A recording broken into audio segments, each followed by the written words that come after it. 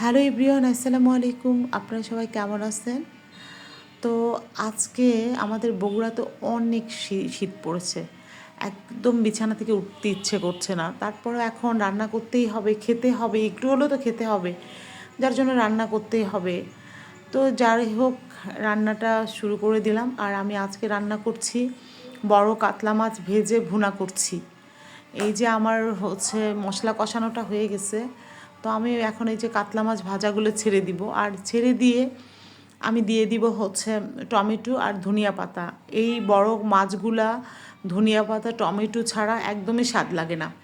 এভাবে ভুনা করে আপনারা দেখবেন অনেক মজা লাগে।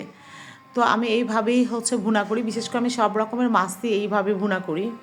তো আমার মাছ ভুনাটা কেমন হয়েছে কমেন্ট করে জানাবেন। তারপরে আমি ওটার সাথে ভেজে নিচ্ছি বড় বেগুন ভাজি, যেহেতু আমার বাসার বাচ্চাগুলা বেগুন ভাজি পছন্দ করে, বড় বেগুন ভাজি। আর বিশেষ করে শীতের সময় সবাই কিন্তু মোটামুটি বেগুন ভাজি বা শীতের সবজিগুলোই কিন্তু সবার ঘরে ঘরে আছে। তো আমার ভিডিওটা কেমন হয়েছে কমেন্ট করে জানাবেন।